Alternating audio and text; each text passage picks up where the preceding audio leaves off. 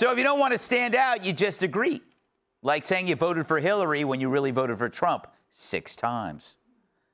But I'm sure if you ask these chicks about men in their lives, they make exceptions for their wonderful dad, their caring husband, their supportive brothers. So while there's all the evidence showing good men, it's just easier to validate the opposing position to keep you under the radar. It's the same mentality that gets doctors to say men can have babies and Travis Kelce to say Taylor Swift is hot.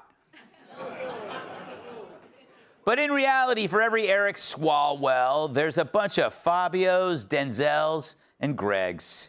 Thank you. I know. It's okay. But there could be another reason many women have negative views on men. They fall for losers. What I call predatory pretenders, sleazebags who masquerade as sensitive souls to trick you into the sack.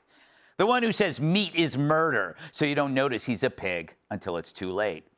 Or worse, it's the emotional manipulator who treats women badly, but does it from a position of neurotic mental angst. It's the guy who plays the sensitive, non-alpha male role until he gets what he wants. Then he gives you the, it's not you, it's me speech when they dump you. They string you along for months, even years, often in the prime of your life, when you're at your hottest, and then skedaddle when you've gotten older and they've gotten bored. And when they leave, they say, no, I'm just not ready. I'm dealing with so much right now. I'm just not in the right headspace. I need to work on myself. Also, Trump's still in office. Maybe if Kamala wins in 28, we can try again. In this case, sensitivity becomes a hard-to-argue shield that makes the woman feel guilty for wanting commitment or clarity. The guy deploys therapy speak about his mental health so he can bolt without owning the real reason, that the relationship is no longer exciting or convenient for him. And that's the problem. The guy who plants his flag on you for years, holding you hostage when you should be out there finding another real guy.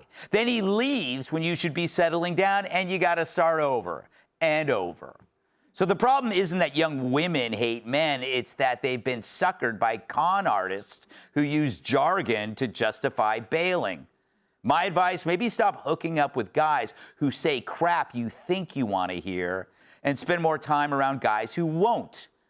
And you won't find them on apps. I say try lumber yards or churches and Fox News holiday parties. So, since it's about how women view men, I want to go to the women first. Boo. Todd? Yes. I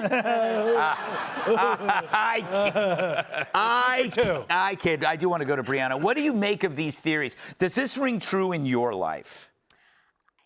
Kind of. I think actually you give a lot of credit to the females. You know, there's this talk that men are being radicalized on the internet, but I think women are being far more radicalized on the internet in like this femisphere where they just hate men, right? Yeah, there are some bad men out there like the ones you described, but those are kind of far few and in between. I think the bigger problem is that young women my age, we all bought into the girl boss regime. I did too myself, and now I'm 28 years old and I'm like, I did the career stuff. I have accomplishments that I'm proud of. I still like to work, but there's still something missing in my life. And I think a lot of these young women resent men, not because men are the root cause of all their problems, but because they were taught that men were. They put men in this box. And now with all their career accomplishments, according to this day, they're like, something's missing. Something doesn't fulfill me. And the thing that doesn't fulfill you is you're probably missing a companion. But you hate men so much because that's what other feminists tell you to do that you kind of are stuck between a rock and a hard place. Rock and a hard place. Yeah. So, Kat, isn't one of the problems is that women have a hard time identifying the relationship loafer? The one that is seeking comfort in an easy relationship but has no desire to move forward.